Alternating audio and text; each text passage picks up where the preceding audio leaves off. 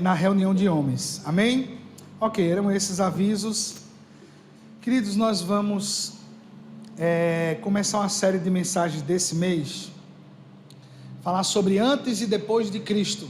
Lembra daquela sigla quando você está lendo, aparece AC/DC?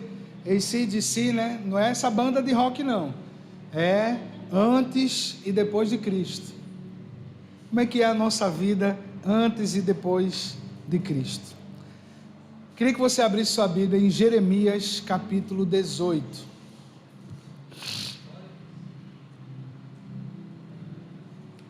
Jeremias capítulo 18.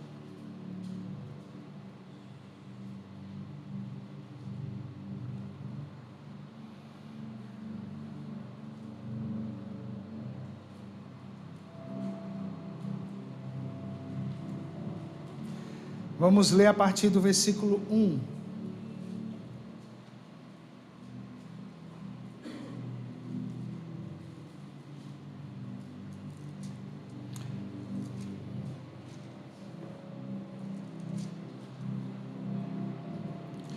Todos acharam? Amém? Palavra do Senhor que veio a Jeremias dizendo: Dispõe-te e desce à casa do oleiro, e lá ouvirás as minhas palavras. Desci à casa do oleiro, e eis que ele estava entregue a sua obra sobre as rodas, como vaso que o oleiro fazia de barro, se lhe estragou na mão, tornou a fazer-lhe outro vaso, segundo bem lhe pareceu. Então veio a minha palavra do Senhor: não poderei eu fazer de vós como fez esse oleiro, ó casa de Israel, diz o Senhor. Eis que como barro na mão do oleiro, assim sois vós na minha mão, ó casa de Israel. Senhor, obrigado por estarmos aqui nessa noite, Jesus. Te rendemos graça, louvor, te agradecemos por esse tempo. Saímos da nossa casa, viemos aqui para te adorar, te bendizer, glorificar o teu santo nome. Obrigado porque até aqui o Senhor tem se feito presente, e que esta palavra, Senhor, venha afetar os nossos corações, que ela venha hoje nos olhos do nosso entendimento, e possamos ver, reconhecer e saber quem Tu és em nossas vidas, ó Deus. Fala conosco, fala o nosso coração, convém que o Senhor cresça, que eu diminua, e que esta palavra não volte vazia, mas que ela encontre hoje o lugar, o solo fértil necessário aqui para poder germinar e dar fruto, Senhor. Abençoa aqueles que não puderam estar aqui, os que estão acompanhando em suas casas, recebam dessa mesma porção, Senhor, em nome de Jesus. Em nome de Jesus, nós te amamos, Espírito de Deus, passeie em nosso meio nessa noite, em nome de Jesus. Vem nas nossas expectativas, e que possamos, com essa porção liberada, ser totalmente tocado pelo Senhor, em nome de Jesus. Amém. Amém, queridos? Então, o tema de hoje é moldados por Deus.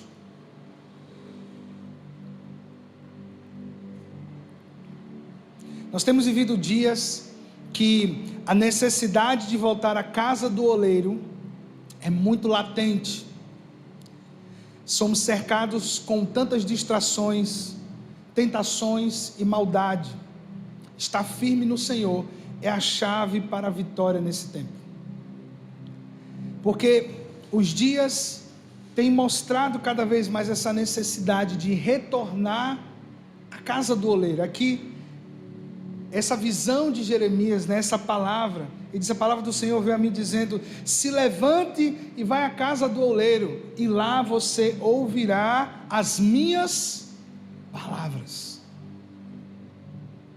É a mesma coisa quando o Senhor diz assim: se levante hoje, vai me cultuar, me adorar, vai para o teu lugar secreto, lá você vai ouvir as minhas palavras. E é interessante o Senhor dizer para Jeremias: vai para um lugar que não é comum, mas muitas vezes não importa o comum que o lugar é, ou estranho. Às vezes você está no seu trabalho, pode ser um ambiente hostil, o seu coração está no Senhor, e Ele fala ao seu coração. Tem uma passagem dos Salmos de Davi que ele diz: se eu subir no mais alto, lá tu... se eu fizer a minha cama no mais profundo abismo, lá também estás. Então não existe lugar onde o Senhor não possa ir. Preste atenção. Não existe lugar onde Deus não possa ir. Não é todo lugar que Deus está, no sentido de agradar o coração dele, mas não tem lugar que Deus não possa ir.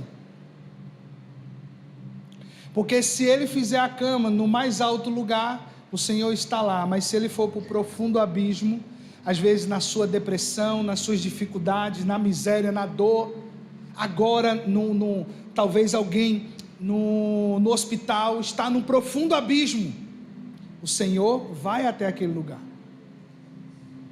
porque não existe lugar onde o Senhor não possa estar, não existe lugar onde Deus não possa falar. Agora, quando Deus fala, não é que a gente permanece no lugar, a gente se move, a gente se posiciona. Por isso que voltar à casa do oleiro é o chamado de Deus para me moldar conforme o modelo que Ele já planejou para mim. Hoje, voltar atrás, muitas pessoas têm sido incentivadas a desistir. Com uma vida frenética que a gente tem, com tantas situações, muitas vezes desistir é um grande alívio, né? Porque assim, a gente veio de um tempo onde as pessoas não desistiam de nada, acabavam com suas vidas, com sua história, não tinha fruto bom. Só que nós não sabemos viver em equilíbrio, a gente só sabe viver em extremo. Ou você abraça uma causa ou joga fora outra. Como assim?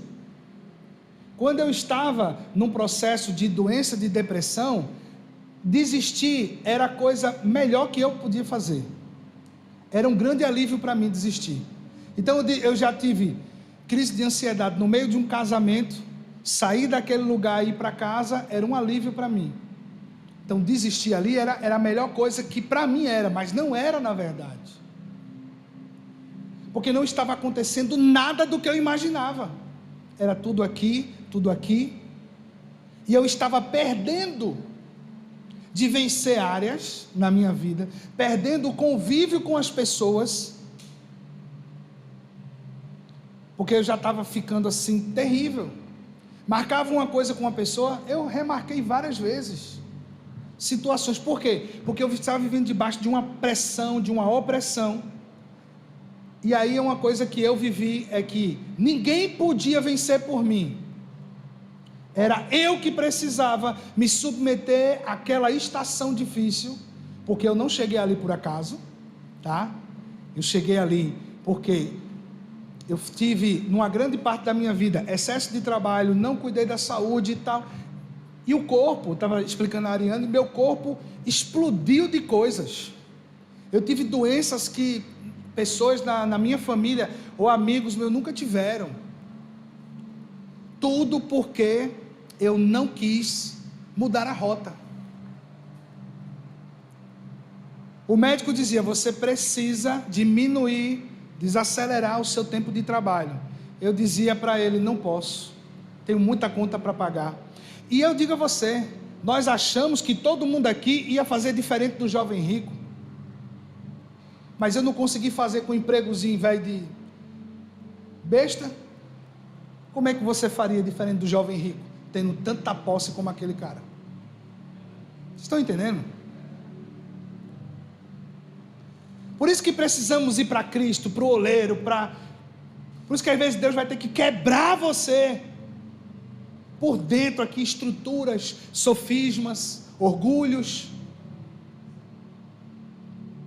Porque o médico dizia: rapaz, você vai ficar pior. Aí eu disse: não, mas eu não posso, porque eu tenho muito compromisso, tenho que trabalhar, se eu não produzir, não ganho. E você cria e pega a sua fé, bota numa caixa de sapato e só usa ela quando você voltar a acreditar, porque a fé, ela tem sido uma coisa que para muita gente não é mais nada. A ciência entrou no meio da fé, a gente se perdeu no meio do caminho, e hoje a gente está numa mistura grande. Então, queridos, ali, dizendo, não dá, não posso, não me submetia. Se eu tivesse me submetido, eu teria vivido outra história. E aí eu tive que parar porque não dava mais. Eu estava toda semana no pronto-socorro, achando que ia perder o coração, que eu ia morrer. Não conseguia mais dirigir, tinha pânico de dirigir. Trabalhava distante. Pronto. Eu tive que ser freado. E aí é a pior situação, quando você não vai na casa do oleiro para ouvir a palavra e obedecer a palavra, porque não é só ouvir a palavra, é obedecer. Posicionamento é obediência. Tive que morar nos fundos da casa do meu sogro, num quartinho pequeno, eu e as meninas, porque de toda forma caiu o dinheiro, caiu tudo, pronto. Depressivo, triste, várias situações acontecendo, e ali, eu lembro que um dia eu disse: Deus, por que o Senhor não me leva? Viu aquela ânsia de morte, aquele desejo de sumir. Era 3 horas da manhã, estava lá, sentado, e Rafaela me viu, veio ver o que era na cozinha. Eu disse, eu queria sumir, queria desistir da minha vida, queria que Deus me levasse. E aí, Deus naquele dia me deu um puxavão de orelha grande. Ali o Senhor começou a falar comigo algumas coisas, e Ele disse, obrigado meu filho, Ele disse, porque eu comecei a indagar, Senhor, eu sou um homem de fé, um homem que o Senhor usa, por que eu estou nessa situação? Será que eu não estou tendo fé suficiente para sair dessa situação, alguma coisa do tipo? E Deus disse, não, tem coisas que você abandonou, e tem coisas que você se submeteu. Abandonei o lugar da oração, me submeti mais às minhas necessidades, não deu em nada. Trabalhei muito e juntava como quem juntava num saco furado, não dava nada, não mudava o cenário, porque se você não muda internamente, se você não muda a sua mente, nada fora vai mudar, porque precisa mudar a partir de nós, precisa mudar a partir de mim. Então,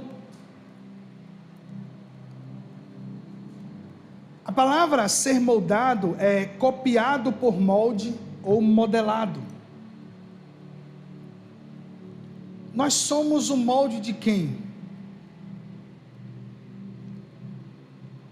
E eu estava sendo o molde desse mundo, triste, cabisbaixo, porque eu cheguei num estopim, e quando o médico dizia assim, olha, você tem que fazer atividade física, eu dizia, eu não consigo nem fritar um ovo, não tinha ânimo para nada, não tinha ânimo nenhum. E aí é que eu quero te dizer que quando você se posiciona rápido, Deus não precisa te cercar de situações para te levar, porque quando eu peguei 30 dias de licença médica na empresa, na época, foi quando Rafaela começou a trabalhar, a Analice era bem novinha, Rafaela saía acordada de 5 horas da manhã para ir trabalhar, quando Rafaela levantava da cama, a Analice acordava gritando, eu passei os 30 dias tendo que cuidar de Analice. E eu disse, meu Deus do céu, não era para eu descansar? Quando você pensa que a tempestade vai mudar, para que você possa até se sentir mais cômodo, muitas vezes, Deus vai soprar mais vento, para ver como é que você, e agora? Onde está a minha fé? Senhor, o Senhor está dormindo no barco? Não tem medo que a gente morra? Porque às vezes a gente está no barco, está a tempestade, a gente já não está na mínima aí, nem ora, nem procura. Deus já sabe, Deus não é doido, não é cego, Deus está me vendo. Não é sobre isso, irmãos. É que Deus, Ele trabalha de uma forma tão impecável, que nas áreas da nossa vida, Ele precisa preencher, Ele precisa arrancar, Ele precisa tirar, Ele precisa nos levantar. Ele muitas vezes nos muda de lugar e nos mostra o que Ele precisa fazer em nós, para poder fazer através de nós. Então, quando somos chamados aí à casa do oleiro, todo mundo aqui já deve pensar, Deus vai falar que é para me moldar. Amém, com certeza. O oleiro faz vaso. Aqui é bem interessante, né? Como o vaso que o oleiro fazia de barro se estragou na mão do oleiro. Deus, como se assim, eu não posso fazer isso com vocês, estragar vocês. Que coisa. Posso pegar vocês, moldar e depois fazer de novo conforme o que eu desejo. O homem não sai das mãos de Deus. Não adianta você espernear, brigar com Deus. Não vai funcionar. Submissão. Aquele que te resgatou, que te comprou. Você precisa entender, se eu sou filho do Senhor, o que é que Ele quer para a minha vida? Então eu sou filho de Deus. Qual o propósito que esse Pai tem para mim? Então eu vou descobrir o propósito que Ele tem para mim. Então muitas vezes, na nossa estrada da vida, algumas coisas saem fora do lugar. Primeiro, concupiscência, desejo. Eu vou por um caminho como eu quero. Eu não sigo conselhos. Eu não busco bons conselhos, eu vou diante do meu. Meu pai estava aqui semana passada, né? E ele, como a doença do Parkinson é degenerativa, né? Ele está ficando pior. E ali, a gente ajudando, tendo que trocar a roupa dele. Meu pai não queria que ninguém passasse nem a roupa dele, porque o vinco da calça dele tem que ser do jeito dele. Nenhuma passadeira de roupa passava igual, então, mas ele mesmo fazia, passava a roupa dele, do jeito, meu pai sempre foi limpo, organizado, bonito, cheiroso, vaidoso, mas quando você está lá com ele, no banheiro, tendo que tirar as calças, e ali eu olhei e disse, meu Deus, aqui foi-se embora toda a vaidade. E sabe o que é que vem no meu coração? Por que nós achamos que somos altivos, fazemos o que quisermos, como a palavra do Senhor diz, você diz, eu vou em tal lugar, vou passar tanto tempo, né? Tiago não fala isso, vou negociar, vou fazer o que eu quero, e a palavra do Senhor diz, você deveria dizer, se o Senhor permitir, eu irei. Meu irmão, é muito sério. Meu pai começou essa doença com 50 anos, já tem 11 a 12 anos com essa enfermidade. No início, muito bem, corria, fazia as atividades físicas, tudo, mas hoje, ele está bem debilitado.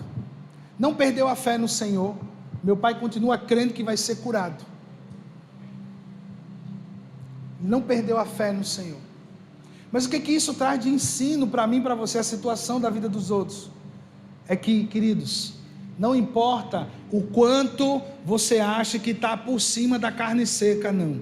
Lembre, você tem um Deus que governa todas as coisas. Segundo, Ele comprou a tua vida com alto preço de sangue. Então Ele não está brincando de ser Deus para você, nem de ser Pai para você. Caminhe nos princípios dEle, você vai ver as coisas fluírem na sua vida.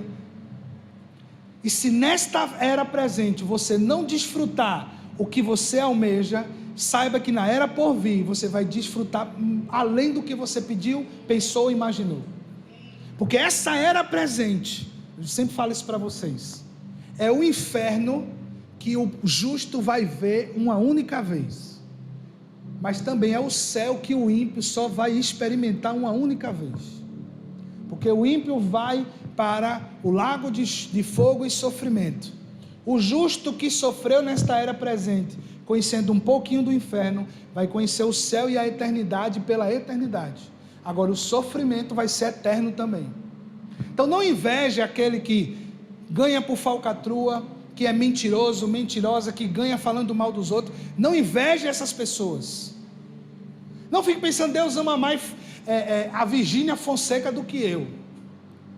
Deus ama mais a Anitta do que eu. Não, querido, não é sobre amar mais, é sobre quem creu, se entregou e foi recompensado.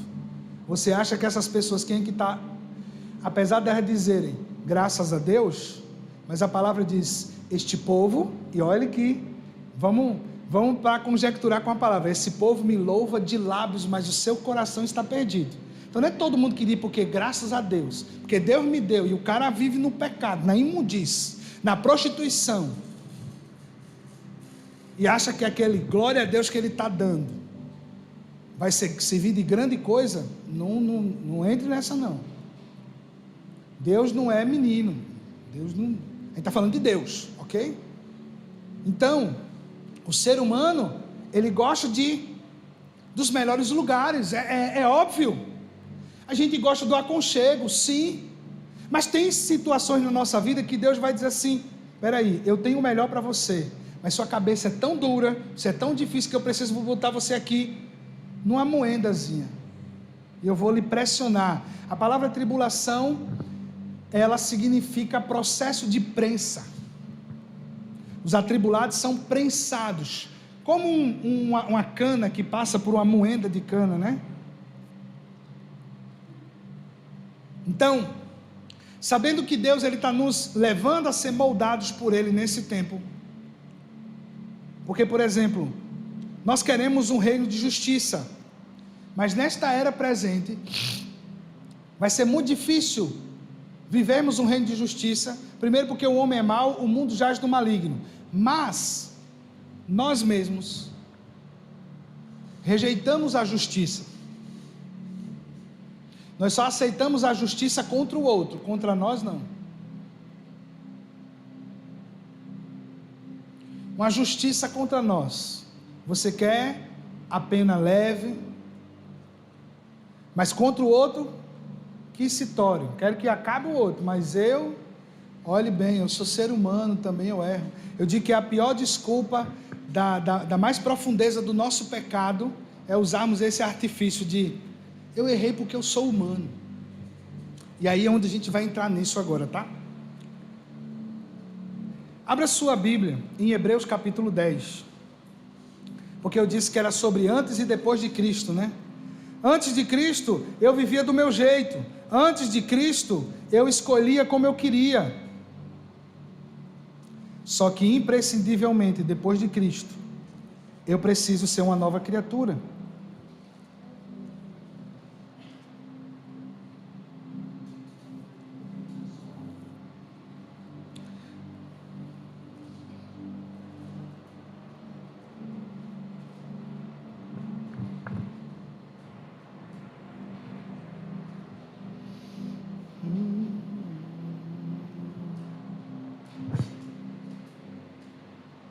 Todos acharam? Hebreus 10, a partir do versículo 10.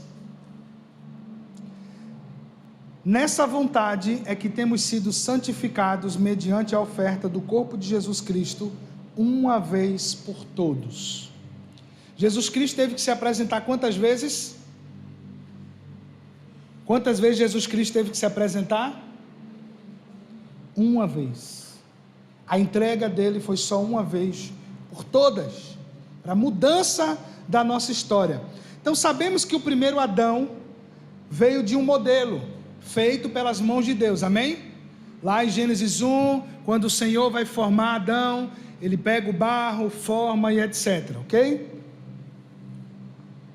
E através da queda de Adão, todos os que nasceram posteriormente, veio da semente também do pecado.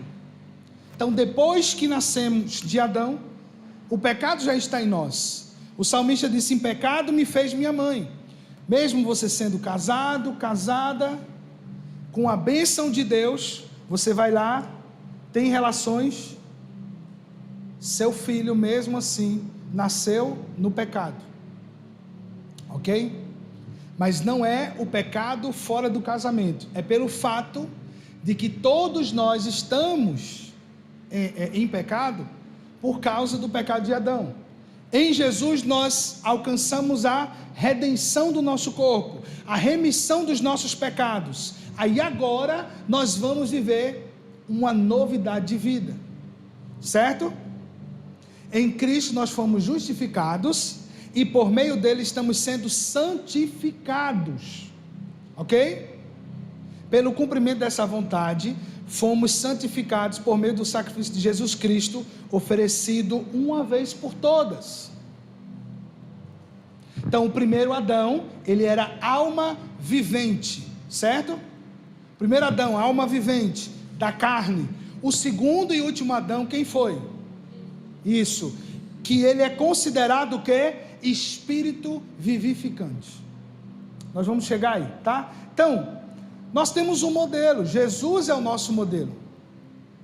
Então, em Adão, há o pecado. Quando você olha seu filho, sua filha, dando trabalho, você diz, pronto, Letícia, tem 3 anos. Tem palavras que ela já sabe que tem conotação forte, que é como se fosse palavrão, e a gente diz, não diga que é feio. O que é que ela faz? Tá certo, papai, não vou dizer, é isso? Você acha que ela diz isso? Não, ela repete a palavra, fica rindo, da língua. Sabe o que é isso? Adão nela.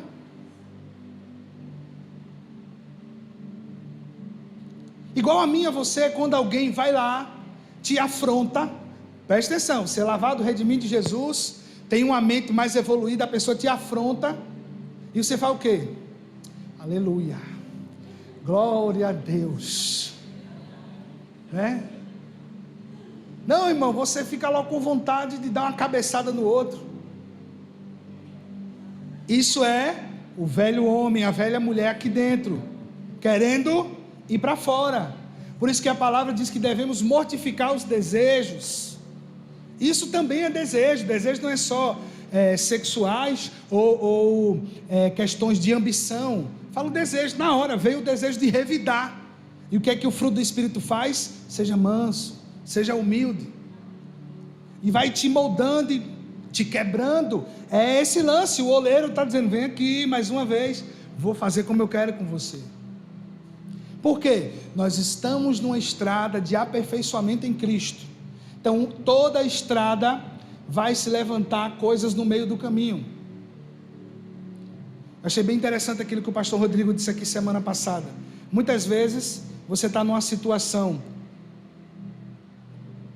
veio dirigindo seu carro e faltou gasolina a 2 quilômetros do posto de gasolina, a 500 metros, vamos dizer assim, bem pertinho. Aí, como a nossa fé, ela é hollywoodiana, a nossa fé é muito cinematográfica. O que é que nós queremos? Que apareça 2 anjos, empurre o carro e te leve até lá. Mas o cara andou, faltou 500 metros, ele, mas Senhor, por que não deu para chegar ali, está ali. E a pessoa que tem gratidão, ela sai de Senhor, glorificado seja o teu nome, obrigado. Imagine se fosse a 10 quilômetros, imagine se fosse a 1 hora atrás.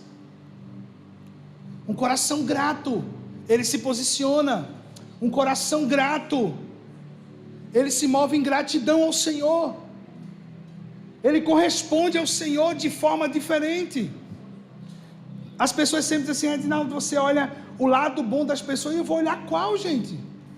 Se eu for olhar o lado ruim das pessoas, eu vou me contaminar. Mas como alguém que não caminha debaixo de ofensa, eu não tenho problema com o problema dos outros. Seu problema é seu. Se você tem algum comigo, venha buscar e levar. Eu não estou ofendido. Eu estou procurando uma vida inteira para não me ofender.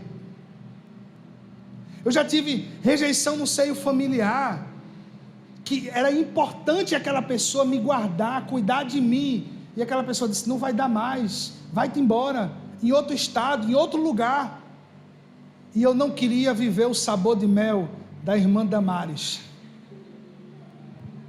porque aquele sabor de mel é demoníaco, aquele não é de Deus. E essa pessoa que fez tudo isso, no dia do meu casamento, eu disse, vem aqui irmã, sente. Foi convidada para estar lá,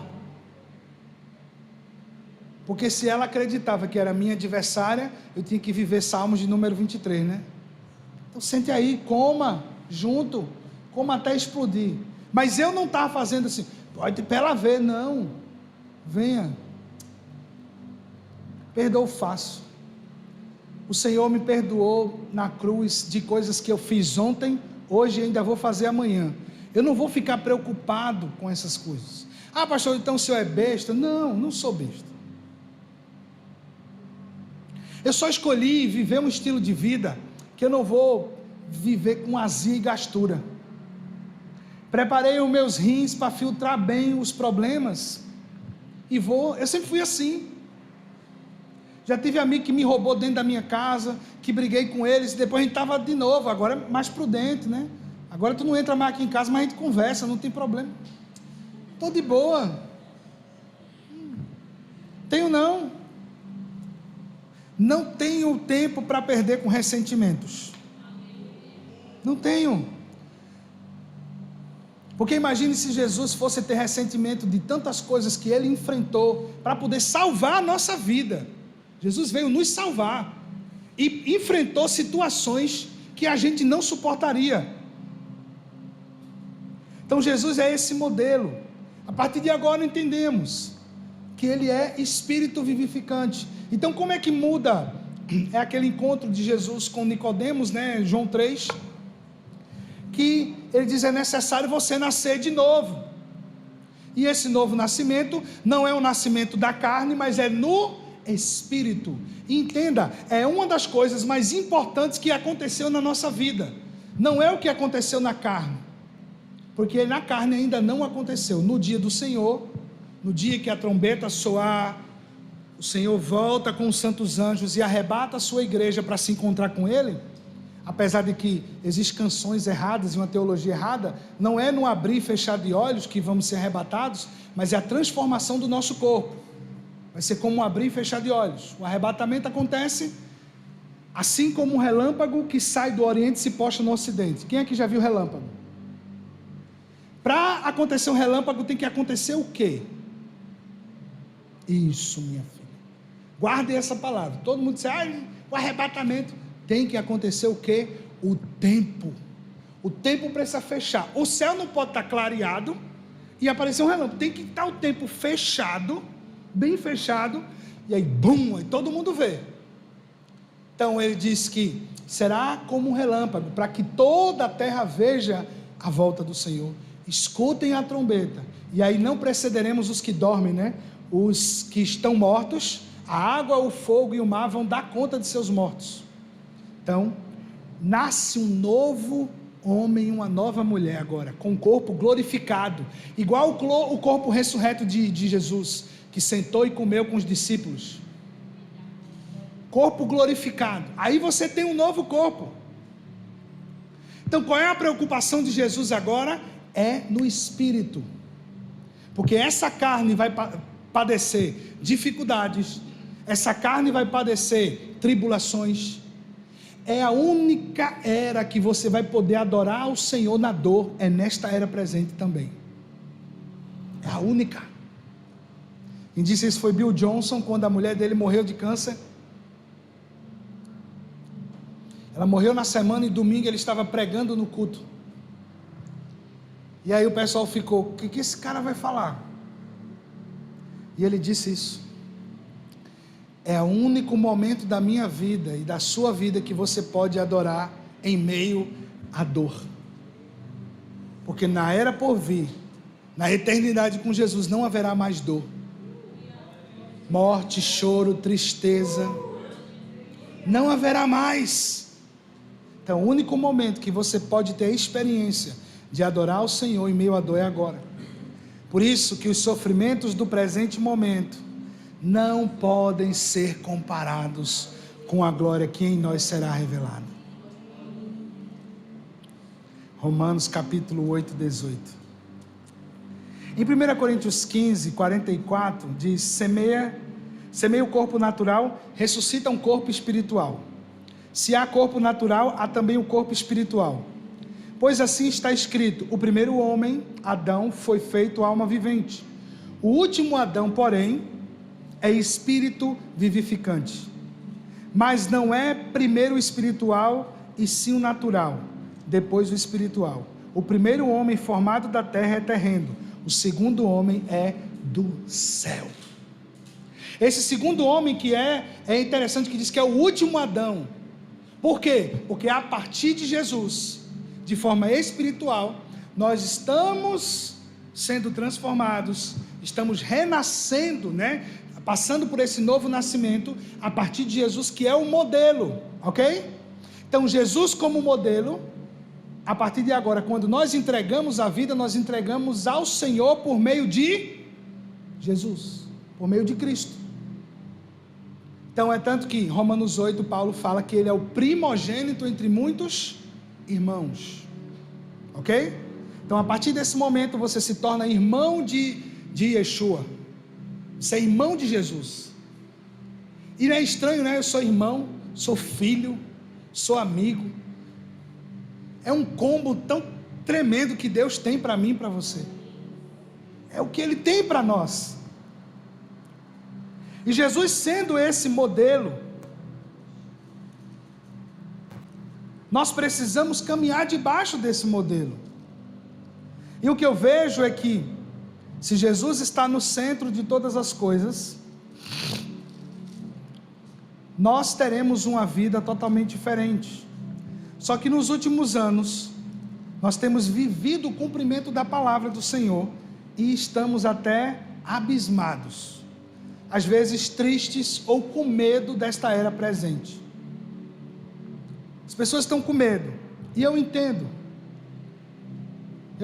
as pessoas estão com medo porque cada vez mais os cumprimentos da palavra do Senhor têm vindo sobre a terra. Nós estamos vendo um mundo totalmente depravado, deturpado. Nós estamos vendo um mundo se destruindo.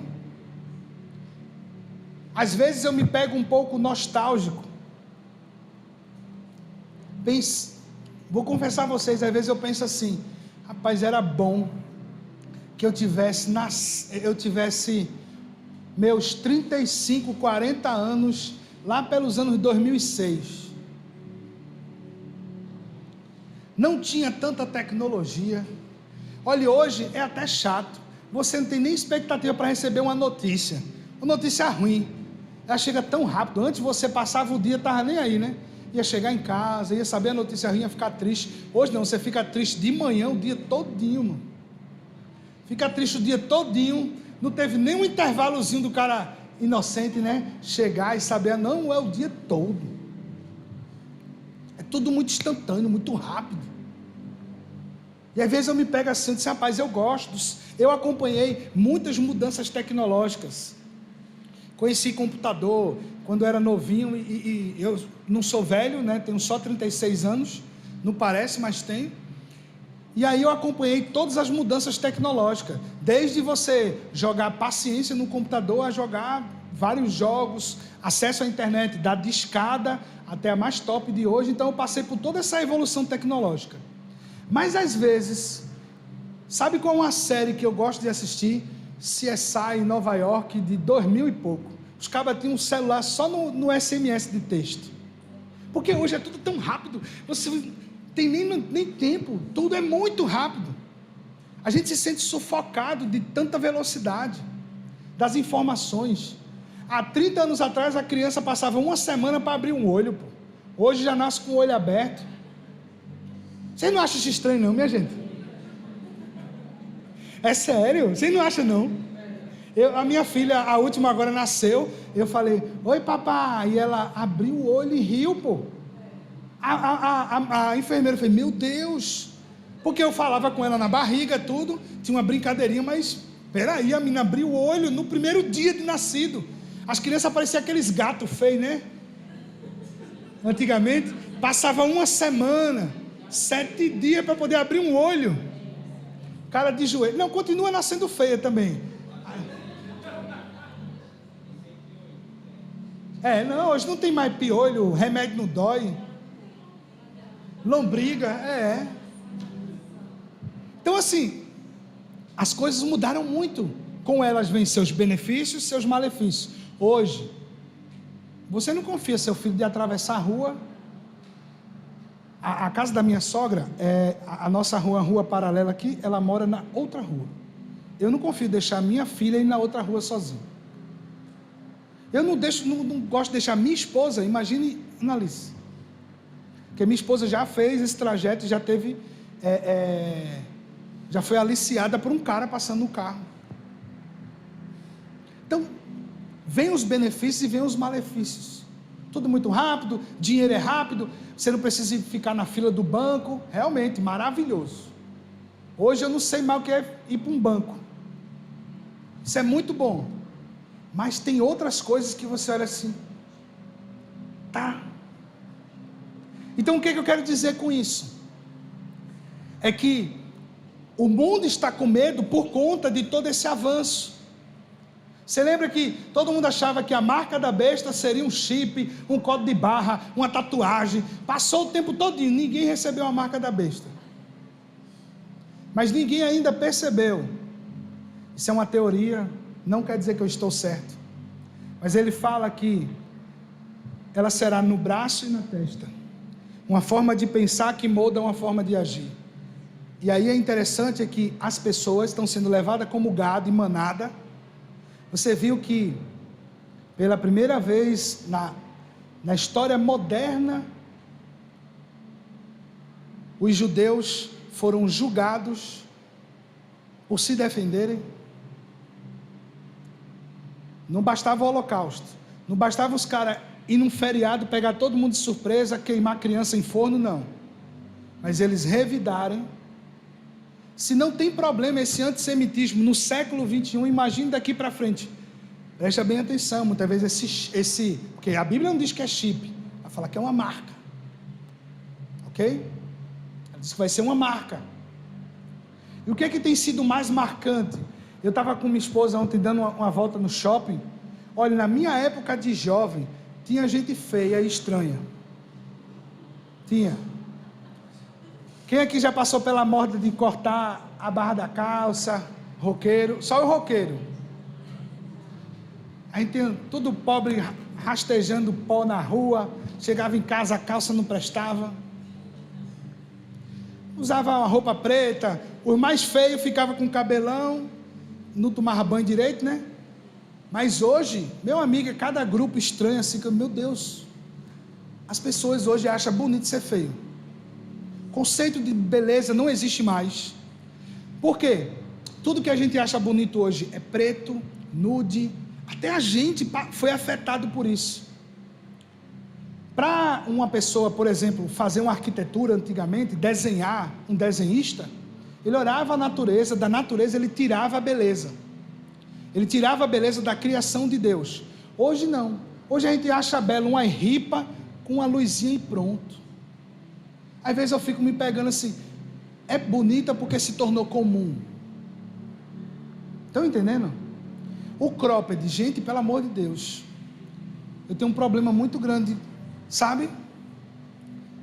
E quando a pessoa pode usar-se, que tem um corpo que a gente não vai achar feio, mas hoje é cada mortadela, que é estranho, meu irmão, ridículo, estourando aqui o bucho, a pessoa com uma meia blusa, e custando 100 conto a camisa. Como é que pode? Mas aonde é que eu quero chegar com isso? É que, se coisas que para nós são ridículas, se tornaram um padrão de uso comum, o anticristo não vai ter problema de colocar um povo contra Cristo. Porque hoje já existe a mentalidade do anticristo, corroendo a terra já pelos anos que foram se passando.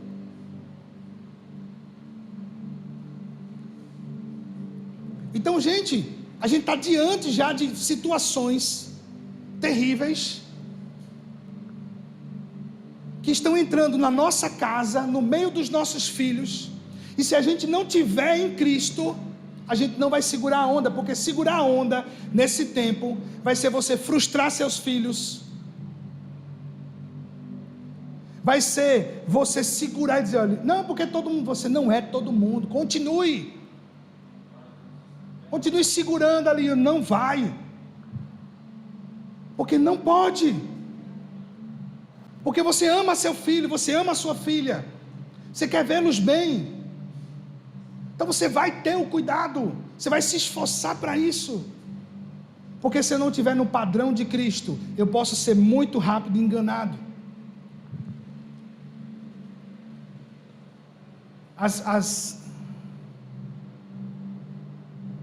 pessoas que eu já cuidei, principalmente mulheres que se separaram e têm filhos, Você quer entender qual é o sinal de que esse homem é um homem de Deus para a sua vida? Ele vai assumir você e seu filho. Primeira coisa que ele vai dizer assim: não, eu estou aqui, eu assumo.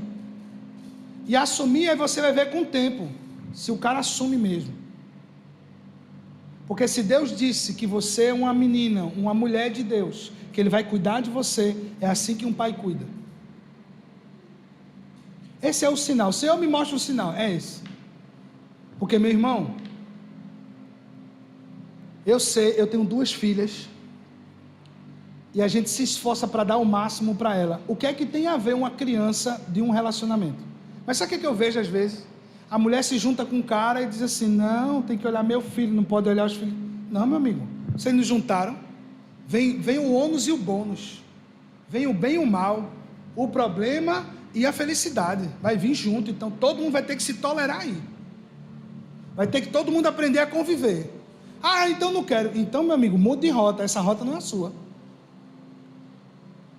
E assim, e pronto. Aí vai com a emoção: ah, pastor, ele é tão bom, ele é tão bonzinho, só no bate. Começa assim. Não, meu amigo, é sério. Tive uma pessoa que eu cuidei, orientei. Olha, eu dizia: cuidado. Eu disse a mesma coisa que eu estou dizendo aqui para vocês. Aí de namorado em namorado, levou para casa, morou, casou com o cara, se amancebou, como a gente diz. Infelizmente, depois de anos, descobriu que o cara abusava da filha dela.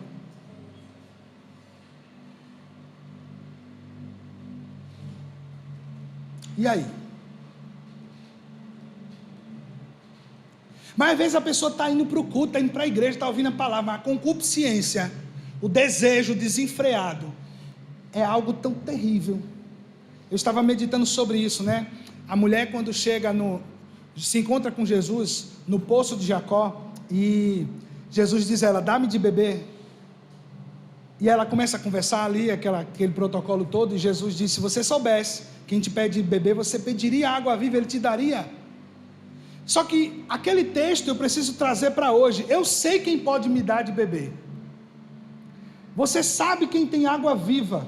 Então vai para Jesus e diz: Jesus, eu preciso de água viva hoje, porque, Senhor, os meus pecados já passaram daqui, ó, o meu desejo. Eu preciso do Senhor, me ajuda, freia a minha mente, controla o meu ser. É isso, entrar no padrão de Jesus é isso. Mas não usar de desculpa: está todo mundo fazendo, não sei o que, eu vou ceder um pouquinho aqui, eu vou ceder um pouquinho ali. É cedendo, é abrindo pequenas concessões, de repente você está entregue em coisas profundas. Tem aí, irmãos, pastores que estão sendo presos, porque aliciando as irmãs da igreja. Tem situações catastróficas, de homens de Deus. Mas o que é isso, gente? Falta de alinhamento a Jesus. É achar que o curso dessa vida o diabo está brincando. É achar que o diabo, eles são fortes demais. Minha gente, o diabo foi tentar o Filho de Deus. Você tem noção do negócio? A gente precisa sempre lembrar disso. Ele foi tentar o Filho de Deus. Tu acha que ele não vai tentar a gente? A gente acha que é tão poderoso assim. Ele foi lá tentar o Filho do Altíssimo, porque a palavra diz que ele é homicida por natureza. Ele não está nem aí. A função do diabo é roubar, matar, destruir, é ver a vida das pessoas perdidas. Ele está nem aí para isso. Então, quando ele vem com ofertas, eu preciso voltar para o Senhor, eu preciso estar em Cristo. Essa nova vida que ele preparou para mim, esse modelo. Eu quero fechar aqui em Filipenses capítulo 2, a partir do versículo 1. O apóstolo Paulo diz aos Filipenses algumas coisas aqui muito importantes.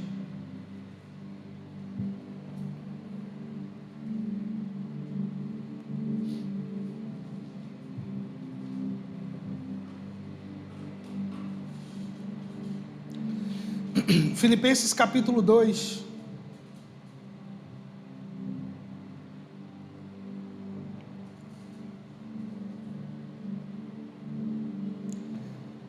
Se há, pois, alguma exortação em Cristo, alguma consolação de amor, alguma comunhão no Espírito, se há entranhados afetos e misericórdias, completai a minha alegria, de modo que penseis a mesma coisa, tenhais o mesmo amor, sejais unidos de alma, tendo o mesmo sentimento.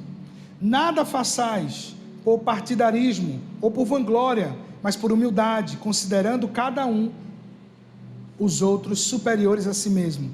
Não tenha cada um em vista o que é primoriamente seu, senão também cada qual é dos outros. Eu vou ler uma versão um pouquinho mais. Está na NVI. Bota aí o versículo 1. Portanto, se há algum encorajamento em Cristo, se há algum consolo de amor, se há alguma comunhão no Espírito, se há alguma afeição e compaixão, completem a minha alegria, tendo o mesmo modo de pensar, o mesmo amor, um só Espírito e uma só mente. Nada faço por ambição egoísta ou por vaidade, mas humildemente considerem uns aos outros superiores a vocês mesmos, cuidando cada um não somente dos próprios interesses, mas também dos interesses dos outros. Ok, essa versão NVI é um pouco mais explicativa, porque essa Almeida antiga e farlelhoês é umas palavras tão... Mas, e de se há alguma exortação, alguma motivação em Cristo, completem a minha alegria, fazendo o quê? Tendo comunhão no Espírito, consolando uns aos outros. Esse é o padrão que começa em Cristo. Tenham comunhão uns com os outros. E ter comunhão é uma coisa bem interessante, porque a comunhão, ela quebra o jugo. Por exemplo, não conheço o pastor Gustavo, mas eu começo a ter comunhão com ele, e ali eu vou conhecendo, e ele também vai me conhecendo. Ele vai descobrir quem eu sou, vou descobrindo quem ele é, e a comunhão vai quebrando os julgos que talvez eu tivesse sobre. Ah, pastor, tem irmão da igreja que é tão chato. Visita o irmão chato. Lá você pode comprovar duas coisas: ou ele é realmente chato e precisa da sua oração e do seu amor, ou essa pessoa é chata porque está amargurada na vida, perdeu alguém especial, perdeu a esperança, e ela precisa de ajuda. Estão entendendo? Porque no dia da tua chatice você quer que as pessoas tratem você como?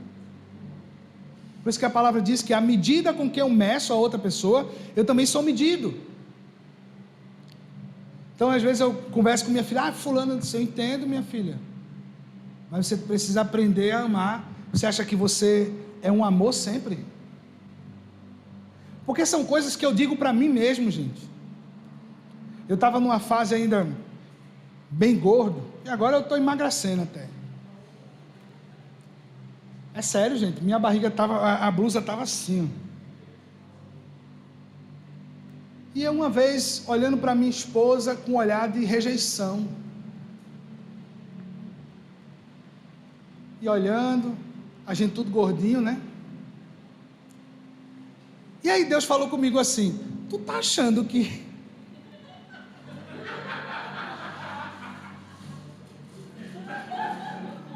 Tu tá achando que tu tá aonde?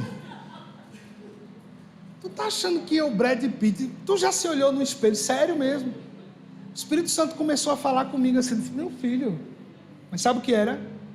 A palavra diz que a concupiscência é como se ela entrasse e criasse um cenário de falsidade na tua mente, que está todo mundo errado, só você está certo. E aí vem a sedução do diabo.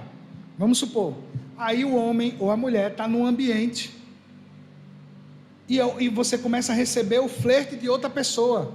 Você diz: então, eu estou bem, a outra pessoa está me achando interessante, está achando que eu sou bonito, então e vem as tentações, porque o diabo não tem problema com tentação. Ele pode mandar uma pessoa muito bonita para alguém que você olha e diz assim: rapaz, é amor, viu? Você olha e diz: o amor é grande aí. Não, o diabo não tem problema com isso. só depois é que se descobre a realidade. Então, as influências na nossa mente são assim. O diabo vai criando cenários hipotéticos, aonde eu acredito que é o ideal para mim. Então eu vou olhando aquela pessoa dizendo, realmente, essa pessoa está marromeno. Mas olha, tem quem quer, viu? Quando o casamento não está mal, o homem ou a mulher diz, mas tem quem queira. Você está achando ruim, mas tem gente aí olhando. Deve ser olhando com desprezo e você acha que está olhando por vontade. Olhando por interesse, mas você diz, não, mas estão olhando. Eu olho logo, eu penso que eu estou fedendo ou tem alguma coisa. Mas é sério, o diabo ele é um ilusionista. Sabe como trabalhar isso. Então é onde eu preciso caminhar nesse padrão de Cristo. Porque o padrão de Cristo é me quebrar mesmo por dentro. Mostrar quem eu sou sem o Espírito Santo, para que eu venha caminhar essa novidade de vida. Não faça as coisas por partidarismo, vanglórias. Tem pessoas que, se você não disser o que ela fez, ela fica, eu fiz, ninguém disse nada. Mas Deus está vendo, né? Deus sabe como é seu coração, meu irmão. Deus sabe mesmo. E você não tem vergonha. Estão entendendo, irmão? Deus sabe quem a gente é. E a gente não tem vergonha de ser, às vezes, mentiroso, falso. Deus sabe. É igual uma pessoa disse para mim assim, não vou dizer um palavrão aqui porque o pastor está aqui. Eu disse, não diga por mim não, diga porque Deus está vendo. Se você honra a mim e não honra o Senhor, você é uma fraude. Mas nós damos mais honra aos homens do que a Deus. E aqui é onde quebra. Não tenha cada um em vista propriamente o que é seu. Não se interesse só pelo que é seu, mas também pelo que é dos outros. E esse interesse pelo que é dos outros, não é se interessar com a vida dele para se meter na vida do outro, não. Para ajudar o irmão no que você pode. Como eu disse, a pessoa é chata, tu visita ela e descobre que às vezes a chatice dela é porque é uma pessoa que foi abandonada, tem problemas, precisa de ajuda, é uma pessoa escanteada, e você precisa orar por ela, precisa ajudar essa pessoa. Versículo 5 diz uma coisa aqui interessante, Jesus, tende em vós mesmos o sentimento que houve em Cristo Jesus, mesmo em forma de Deus, não julgou por usurpação o ser igual a Deus, mas antes a si mesmo se esvaziou, assumindo a forma de servo, tornando-se semelhante aos homens, e reconhecido em figura humana, a si mesmo se humilhou, tornando-se obediente até a morte e morte de cruz. Queridos, Jesus está nos chamando para permitir ser moldado nas áreas que a gente ainda está camuflando, que só você sabe. Talvez você já esteja nessa jornada de mudanças, Deus está te moldando, nós temos sempre falado sobre coisas desse tipo. Esse mês vai ser um mês de prensa, eu creio nisso, Deus vai nos prensar, porque Deus quer extrair o melhor de nós. Você já pegou uma flor e cheirou, mas quando você aperta ela, consegue até tirar, você destruiu aquela flor, mas conseguiu extrair perfume. E muitas vezes nós estamos como essa rosa, cheia de espinho em redor, para que ninguém toque, para que ninguém consiga alcançar e fazer assim em mim e você. Mas hoje Deus está dizendo para mim e para você, eu preciso te levar para a casa do oleiro, para te conduzir ao que eu escolhi para a sua vida. E o oleiro Rebeca está te chamando para continuar no que ele já falou a você antes de você vir começar esse curso. Nesse tempo você não perdeu a essência, o Senhor está com os olhos fitados sobre ti. Milagres estão chegando sobre você e sua casa. E a tua história vai ser uma história de testemunho que vai impactar outras pessoas.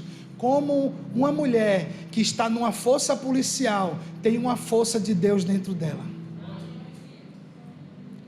O amor do Senhor está hoje marcando uma nova história. Eu vejo uma nova página sendo escrito, coisas novas. E nessa nova história, Deus está colocando sentimentos, relacionamentos, família, projetos que não foram acabados. Os sonhos de Deus não parou na sua vida. Em nome de Jesus. Deus, Ele está nos apertando e chamando assim, vem. Vamos para perto dEle. Eu quero orar com você. Queria pedir que você ficasse de pé.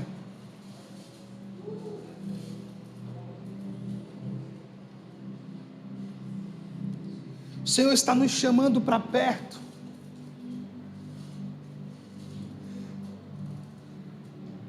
Nos chamando para dizer assim, filho, filha, eu não esqueci de vocês. Eu estou pressionando. As lutas parecem que aumentaram nos últimos meses, mas é porque os teus olhos não estavam fitados em mim. Você não estava conseguindo ver o que eu queria. A distração quase te sugou, mas hoje eu quero dizer que a sua história, ela pode voltar para um novo trilho em Cristo Jesus. Fala com o Senhor nesse momento. Antes de eu orar por ti, eu queria te incentivar a isso. Fale com Ele. Abre o teu coração para o Senhor.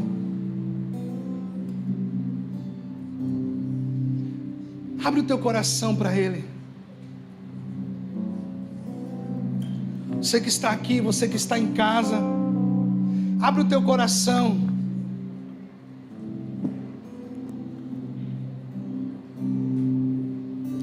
E deixa o Senhor arrancar hoje. Arrancar feridas, arrancar mentiras, arrancar falsos posicionamentos. Deixa o Senhor arrancar até a sua máscara.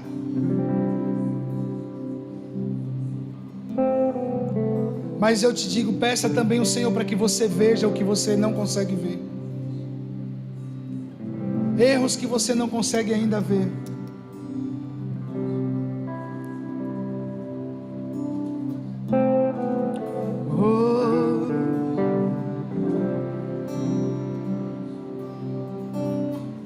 Junto ao poço estava eu, quando um homem judeu viu a sede que havia em mim.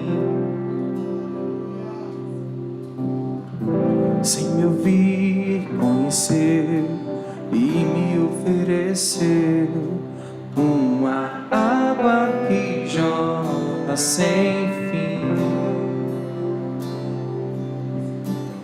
Dá-me de beber, pois tenho sede. Não quero